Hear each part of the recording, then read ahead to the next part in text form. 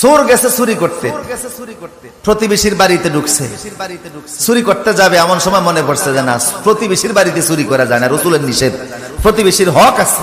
হাসরের ময়দানে যদি আল্লাহ আমারে জিজ্ঞেস করে প্রতিবেশীর হক আদায় তো করলি না, চুরি করতে গেছিস, আমি কি জবাব দেব? চুরি করা যাবে না, চলে গেছে। পরের দিন গেছে চুরি করতে আরেক ঘরে, ঘরের ভিতরে চুরি করতে যাবে, দেখে যে মূর্তি, খোঁজ দিয়ে দেখে এটা খ্রিস্টানের বাড়ি।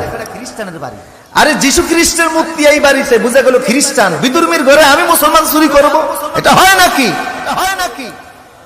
বিদুর্মীর ঘরেও চুরি করলেন না। এরপরে গেছে আরেক ঘরে, যে দেখে ওই ঘরে মূর্তির সংখ্যা আরো বেশি, এটা নমস্কারের ঘর, হিন্দুদের ঘর। ভাবলেন এই ঘরে তো আরো চুরি করা যায় না, ওরা মুশরিক। এরপরে চিন্তা করলেন না না, একটু দূরে যাই। চতুর্থ রাতে দূরে চলে গেছে এক বাড়িতে, ঘরে যে ঢুকছে চুরি করবে। দোতলার ভিতরে সিন্ধুক, দোতলায় উঠে সিন্ধুকের টাকাগুলি নামে গণতেছে। গণার সময় দেখে কিছু টাকার উপরে লেখা আছে এটা হালাল টাকা, এই টাকা যাকাত দেওয়া হয়েছে। কিছু টাকার গায়ে লেখা এটা অবৈধ টাকা, এই টাকা যাকাত এখনো দেওয়া হয় নাই। চোর চিন্তা করে চুরি যখন করবো তো হারাম টাকা চুরি করে লাভ কি? হালাল টাকাই করি যেটা যাকাত দেওয়া হয়েছে। এখন যাকাত দেওয়া টাকা সে গণতেছে। আপনারা কি মনে করেন ওর গণার কারণে সময় কি স্টপ থাকবে না? সময় চলতেছে। কিছুক্ষণ পরে দিছে ফজরের আজান। চোর চিন্তা করে আরে আগে নামাজ পরে চুরি। এখন চিন্তা করে নামাজ পড়তে গেলে তো আজান দেওয়া লাগে, আজান ছাড়া আবার নামাজ হয় কি করে? নিজেই ঘরের দোতলা দাঁড়িয়ে আজান দেওয়া শুরু করছে। ঘরের দোতলায় কোত্থেকে মুয়াজ্জিন আসলো, আজান দেওয়া শুরু করেছে। তাড়াতাড়ি তাহাজ্জুদ নামাজ পড়ে দোতলায় যেয়ে দেখে একটা যুবক ছেলে দাঁড়িয়ে আছে। এই যুবক তুমি কোত্থেকে এসেছো? আমনে কে? উনি বলে আমি এই ঘরের মালিক। কয় ফজর নামাজ পড়ছেন নি? কয় না এখনো পড়ি নাই। উযু আছে নি? কয় উযু তো আছে। একামত দেন মিয়া। চোর হইলো ভালো করে জানে যে নামাজ পড়তে হলে আজানও দেওয়া লাগে, একামতও দেওয়া লাগে। বললো একামত দেন। বুড়ারে পাশে দাঁড় করায়া একামত দিয়েছে, নামাজ পড়া শুরু করে দিয়েছে। এত সুন্দর তেলাওয়াত, ঘরের মালিকের চোখ থেকে টপ টপ করে পানি পড়া শুরু হয়ে গেছে। এই যুগের বহু আলেমের চাইতো সেই যুগে সুরের তেলাওয়াত অনেক শুদ্ধ ছিল। কথা বলেন ঠিক কি না? ওরা তিলেল কোরআন তার তিলা, কোরআন তেলাওয়াত করা লাগবে শুদ্ধভাবে। কিভাবে? কিন্তু বহু মুসলমান আছে 70 থেকে 80 বছর বয়স হয়ে গেছে, 40 বছর নামাজ পড়তেছে, এখনো তেলাওয়াত শুদ্ধ। রাসূল বলেছে রুব্বা কারিন আল কুরআন ইয়ালআনুহু, অনেক মুসলমান আছে কোরআন তেলাওয়াত করে অথচ কোরআন তাদেরকে অভিশাপ দেয়। এই অভিশাপ থেকে বাঁচতে হলে কেরাত শুদ্ধ করার দরকার আছে না নাই? আর বাংলাদেশে এর চাইতে বড় সুযোগ আর দুনিয়ার কোন দেশে নাই। কারণ এত আলেম, এত মসজিদ, এত মাদ্রাসা পৃথিবীর আর কোন দেশে। আমার প্রিয় সুদীপ, নামাজ পড়া যেমন ফরজ, কেরাত শুদ্ধ করাও। চোর তেলাওয়াত শুনে গৃহস্থ মানে খুশি হয়ে গেল, খুশি হয়ে বলে তুমি কে, তোমার পরিচয় দাও।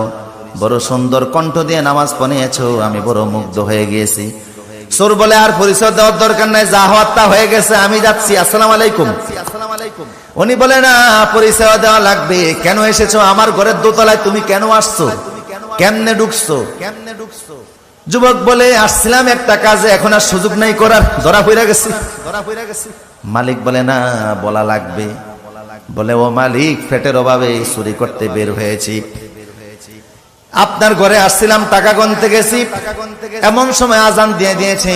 ভাবলাম চুরি পড়ে আগে নামাজ পড়তে যে ভাবলাম আজান দেওয়া লাগে, আজান দিয়েছে। আপনি আসলেন, একামত দিয়ে জামাতের সঙ্গে নামাজ পড়েছি। এখন আপনার সামনে আর আপনার টাকা নেই কেমনে?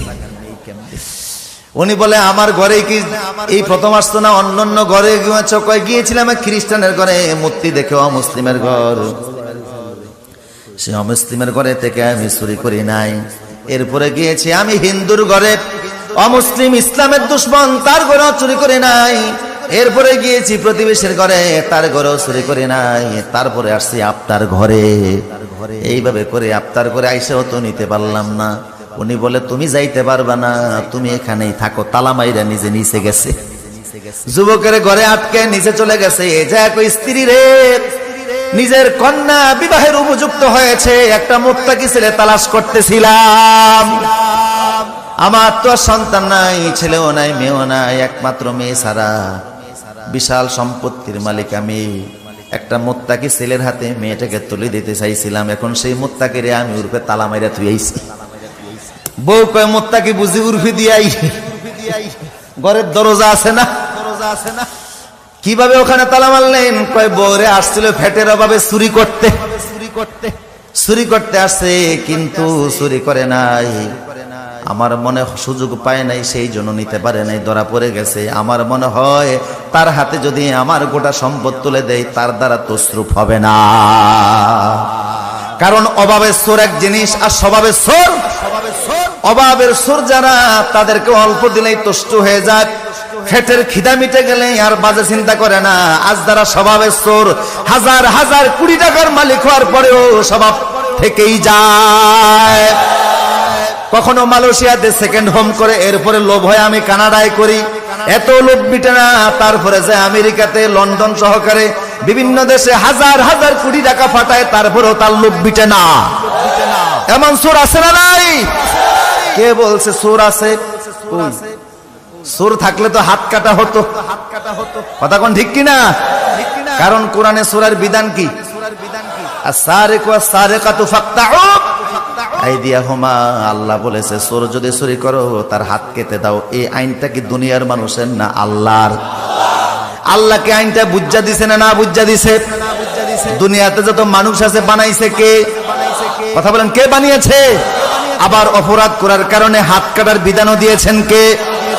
আল্লাহ। বুঝা গেল মানুষের কল্যাণে যে আইনটা দিয়েছেন এটা বড় বড় আইন না, কল্যাণকর আইন।